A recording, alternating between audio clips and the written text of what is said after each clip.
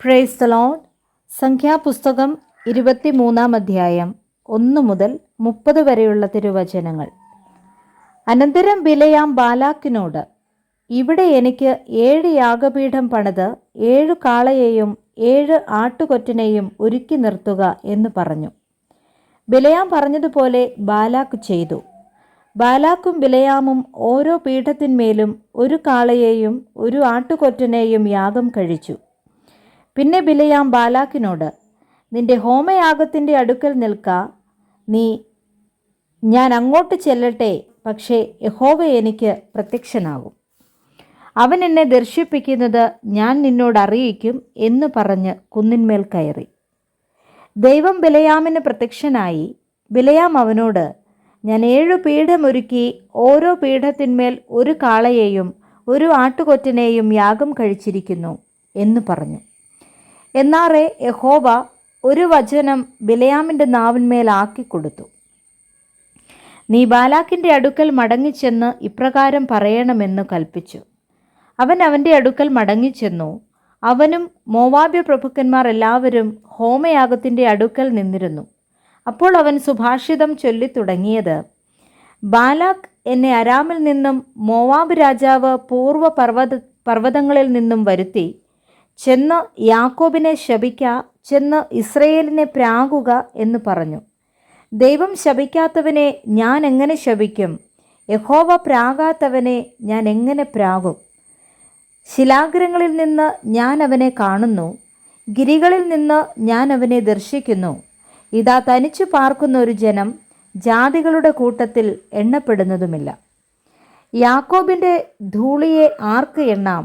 ഇസ്രയേലിൻ്റെ കാലംശത്തെ ആർക്കു ഗണിക്കാം?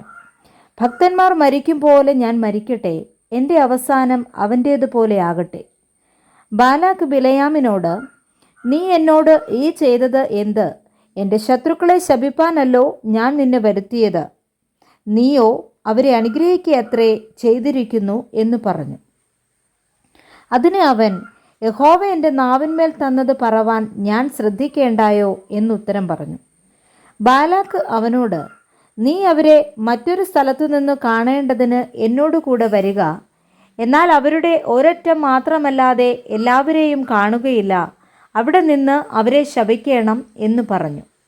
ഇങ്ങനെ അവൻ പിസ്ഗ കൊടുമുടിയിൽ സോഫീം എന്ന മുകൾ പരപ്പിലേക്ക് അവനെ കൊണ്ടുപോയി 7 യാഗപീഠം പണിത് ഓരോ പീഠത്തിന്മേലും 1 കാളയെയും 1 ആട്ടുകൊറ്റനെയും യാഗം കഴിച്ചു. പിന്നെ അവൻ ബാലാക്കിനോട്, ഇവിടെ നിന്റെ ഹോമയാഗത്തിൻ്റെ അടുക്കൽ നിൽക്ക, ഞാൻ അങ്ങോട്ട് ചെന്ന് കാണട്ടെ എന്ന് പറഞ്ഞു. യഹോവ ബിലെയാമിന് പ്രത്യക്ഷനായി അവൻ്റെ നാവിന്മേൽ ഒരു വചനം കൊടുത്തു. ബാലാക്കിൻ്റെ അടുക്കൽ മടങ്ങിച്ചെന്ന് ഇപ്രകാരം പറക എന്നു കൽപ്പിച്ചു.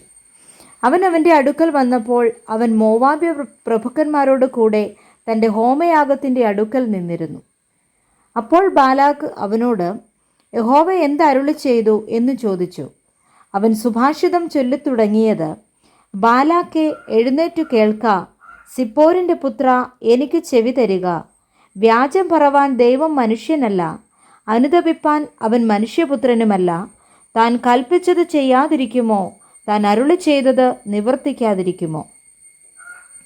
അനുഗ്രഹിപ്പാൻ എനിക്ക് കൽപ്പന ലഭിച്ചിരിക്കുന്നു. അവൻ അനുഗ്രഹിച്ചിരിക്കുന്നു, എനിക്കത് മറിച്ചുകൂടാ. യാക്കോബിൽ തിന്മ കാണുവാനില്ല, ഇസ്രയേലിൽ കഷ്ടത ദർശിപ്പാനുമില്ല. അവൻ്റെ ദൈവമായ യഹോവ അവനോട് കൂടെയിരിക്കുന്നു. രാജകോലാഹലം അവരുടെ മധ്യേയുണ്ട്. ദൈവം അവരെ മിസ്രൈമിൽ നിന്ന് കൊണ്ടുവരുന്നു. കാട്ടുപോത്തിന് തുല്യമായ ബലം അവനുണ്ട്. ആഭിചാരം യാക്കോബിന് പറ്റുകയില്ല, ലക്ഷണവിദ്യ ഇസ്രയേലിനോട് ഫലിക്കുകയുമില്ല. ഇപ്പോൾ യാക്കോബിനെക്കുറിച്ചും ഇസ്രയേലിനെക്കുറിച്ചും ദൈവം എന്തെല്ലാം പ്രവർത്തിച്ചിരിക്കുന്നു എന്നേ പറയാവൂ. ഇതാ, ജനം സിംഹിയെപ്പോലെ എഴുന്നേൽക്കുന്നു, ബാലസിംഹത്തെപ്പോലെ തെളിഞ്ഞു നിൽക്കുന്നു. അവൻ ഈ ഇര പിടിച്ചു തിന്നാതെയും നിഹതന്മാരുടെ രക്തം കുടിക്കാതെയും കിടക്കയില്ല. അപ്പോൾ ബാലാക്ക് ബിലെയാമിനോട്, അവരെ ശപിക്കുകയും വേണ്ട, അനുഗ്രഹിക്കുകയും വേണ്ട എന്നു പറഞ്ഞു. ബിലെയാം ബാലാക്കിനോട്, യഹോവ കൽപ്പിക്കുന്നതൊക്കെയും ഞാൻ ചെയ്യും എന്ന് നിന്നോട് പറഞ്ഞില്ലയോ എന്നുത്തരം പറഞ്ഞു. ബാലാക്ക് ബിലെയാമിനോട്, വരിക, ഞാൻ നിന്നെ മറ്റൊരു സ്ഥലത്ത് കൊണ്ടുപോകും. അവിടെ നിന്ന് നീ എനിക്ക് വേണ്ടി അവരെ ശപിപ്പാൻ ദൈവത്തിനു പക്ഷേ സമ്മതമാകും എന്ന് പറഞ്ഞു. അങ്ങനെ ബാലാക്ക് ബിലയാമിനെ മരുഭൂമിക്കെതിരെയുള്ള പെയോർ മലയുടെ മുകളിൽ കൊണ്ടുപോയി. ബിലയാം ബാലാക്കിനോട്, ഇവിടെ എനിക്ക് 7 യാഗപീഠം പണിത് 7 കാളയെയും 7 ആട്ടുകൊറ്റനെയും ഒരുക്കി നിർത്തുക എന്ന് പറഞ്ഞു. ബിലയാം പറഞ്ഞതുപോലെ ബാലാക്ക് ചെയ്തു. ഓരോ യാഗപീഠത്തിന്മേലും 1 കാളയെയും 1 ആട്ടുകൊറ്റനെയും യാഗം കഴിച്ചു. Praise the Lord. വായിച്ച തിരുവചനങ്ങളാൽ കർത്താവ് നമ്മെ ഏവരെയും സമൃദ്ധമായി അനുഗ്രഹിക്കുമാറാകട്ടെ. ആമേൻ.